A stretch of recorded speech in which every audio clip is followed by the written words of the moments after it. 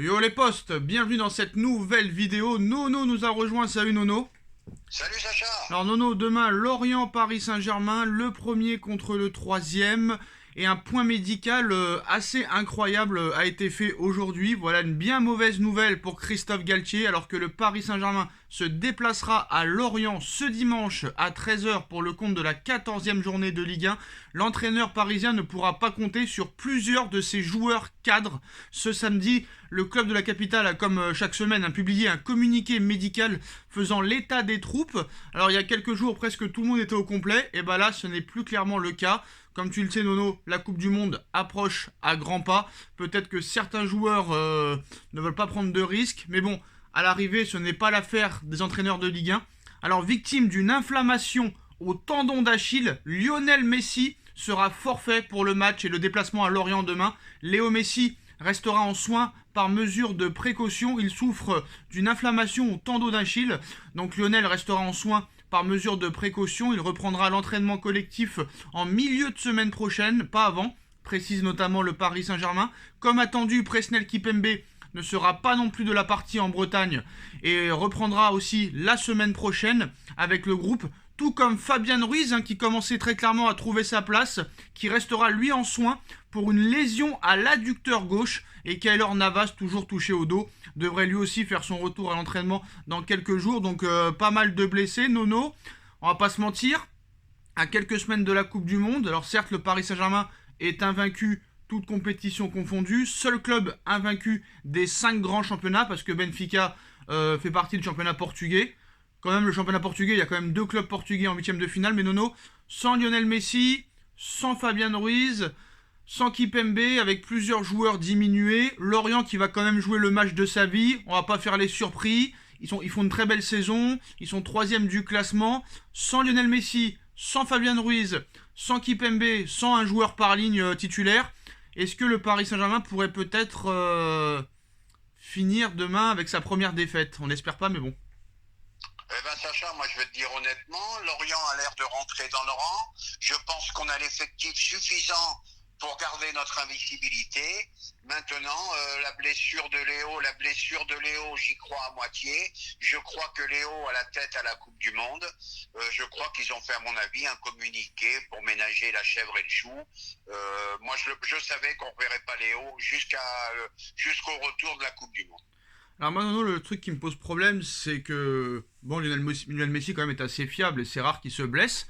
Contrairement à Neymar qui se blesse souvent et qui aurait pu être à même à être forfait plutôt que Léo Messi, c'est assez surprenant. Par contre, le duo le duo Neymar-Mbappé cette saison n'a pas vraiment fait ses preuves quand Messi n'était pas là. Est-ce que ça peut être un problème, sachant que les deux ne s'entendent pas très bien, surtout quand il n'y a pas Léo Messi? Ah bah c'est l'occasion de le voir, sans Léo, de voir s'ils vont se faire des passes, de voir s'ils vont retrouver le sourire à jouer tous les deux ensemble. Et puis voilà, on le saura demain. Non, non, on va pas se mentir très clairement. Est-ce que le Paris Saint-Germain peut se faire remuer demain, sachant très clairement qu'il peut y avoir un manque de motivation? On la connaît par cœur cette équipe. On sait que les années précédentes, le Paris Saint-Germain a galéré contre Lorient. L'année dernière, un partout à l'arraché, égalisation du PSG à la dernière minute. Il y a 2 ans, on a perdu aussi avec Pochettino. Les voyages à Lorient ne se passent pas très bien pour le Paris Saint-Germain. Est-ce que ça peut être le cas encore demain? Ah ben évidemment, parce que s'ils mettent encore de l'intensité, là où je suis d'accord avec toi, tous les clubs jouent le match de leur vie contre le PSG, mais non d'une pipe, il va falloir une fois pour toutes, quand il y a un peu d'intensité, d'y répondre. On n'a pas le droit de se faire bousculer par tout le monde. Et comme je te dis, malgré tout, pour demain, je suis malgré tout très confiant. Alors toi, tu penses que Lionel Messi n'est pas du tout blessé et qu'il aurait demandé à ne pas jouer? Eh ben, j'avais lu quelques articles comme quoi il y aurait un accord avec le PSG, comme quoi il ne jouerait pas les 2 derniers matchs avant la Coupe du Monde. C'est pour ça que je me permets de dire ça. Maintenant, il peut être blessé aussi. Alors Mais j'ai un petit doute. tu as raison sur cette info, Nono, sauf que cette info précisait le match contre Auxerre et pas 2 matchs avant. Ah bah j'ai mal lu, alors je pensais que c'était 2 matchs, Sacha. Alors moi je trouve que là c'est pas bien parce que le PSG continue à montrer son manque d'autorité, ce n'est pas normal. Parce que Messi ou pas Messi, ce n'est pas notre problème, la Coupe du Monde à nous. Et le Paris Saint-Germain a seulement 5 points d'avance. Il suffit que Lens gagne, ils reviennent à 2 points. Et on sait très bien que, voilà, peut-être que le PSG est en sur-régime et demain, tu n'as pas le droit de perdre. Tu n'as pas le droit de perdre demain. Tu dois continuer ton invincibilité. Et moi, j'ai bien peur que, en plus, les matchs de 13h, ça réussit très peu au Paris Saint-Germain, les matchs de 13h. Hein, parce que vraiment, voilà. Pardon. Les matchs de 13h, très délicats. Mais comme je te dis, c'est interdit pour nous d'avoir peur de Lorient. On a l'effectif largement suffisant pour gagner encore demain. Et puis Lorient, comme je t'ai dit, bon, ils étaient sur une bonne série. Là, ils ont l'air de rentrer dans le rang. Voilà, il faudra juste répondre à l'intensité, marquer vite. Et le match sera plié pour moi. Moi, j'ai peur que Lorient mette une grosse intensité et que le Paris Saint-Germain soit encore, entre guillemets, surpris, alors qu'il n'y a pas à être surpris, vu que Lorient met beaucoup d'intensité dans tous ses matchs, surtout à domicile. Donc, il faudra pas encore que Galtier soit surpris comme le match contre la Juve, où ils ont été surpris. Ils sont toujours surpris, en fait. Il est toujours surpris, Galtier. Galtier, je me demande si, très clairement, il visualise ses adversaires avant les matchs. J'en doute.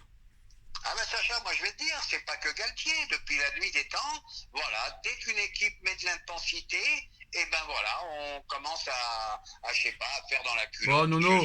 Je sais pas quoi dire. Nono, on va pas se mentir. Pas à répondre à une certaine Nono, intensité. on va pas se mentir, Nono, tu sais très bien que demain, on va se faire remuer, je le sais.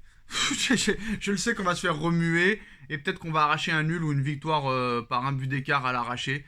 Et ce serait même pas surprenant qu'on perde parce qu'un match à 13h, Lorient, ce match, ils l'attendent depuis une semaine, surtout qu'ils ont les crocs après avoir perdu contre Nice la semaine dernière. Donc c'est malheureux de dire que peut-être tu as peur de Lorient, mais c'est pas nous qui avons peur de Lorient. C'est peut-être le PSG qui a peur du PSG en fait. Tu vois ce que je veux dire ou pas?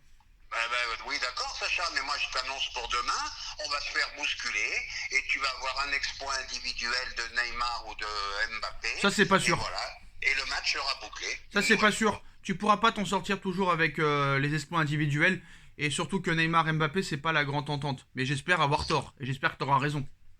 Et ben j'espère aussi, puis voilà quoi. Mais de toute façon, où tu as raison, c'est qu'à un plus haut niveau en Ligue des Champions, en 8e par exemple, tu ne pourras pas t'en sortir qu'avec des exploits individuels. Alors, là, il va falloir avoir le contenu. Hein. Alors Nono, on finira cette vidéo avec une info mercato. Le clan Hendrick qui sort du silence après être devenu le plus jeune joueur à jouer pour son club. Il est également récemment devenu le plus jeune buteur de l'histoire du championnat brésilien en inscrivant un but contre l'Atlético Paranenses. Affûté physiquement, doué techniquement et déjà plein de sang-froid devant le but, Hendrick reste logiquement dans le viseur des plus gros cadors européens. Oui, mais voilà, à en croire la dernière sortie médiatique du père du joueur, rien n'est fait, parce que le Real Madrid s'y croyait déjà, mais il dit très clairement, il n'y a rien de décidé, il n'y a rien de fait, loin de là pour le Real Madrid ou tout autre club. Nous n'avons pas encore de préférence. Nous déciderons dans les prochains mois le club qui paiera ce que Palmeiras veut et nous montrera le meilleur projet technique et le meilleur projet sportif pour Hendrick. Et c'est ce meilleur projet sportif où c'est là que signera le garçon. Alors Nono, très clairement, les favoris sont Real Madrid, Paris Saint-Germain, Manchester City. Sachant que le Real Madrid, quand même, avec Vinicius Junior et Rodrigo, ils sont tranquilles pour les 10 ou 15 prochaines années. Manchester City, pareil.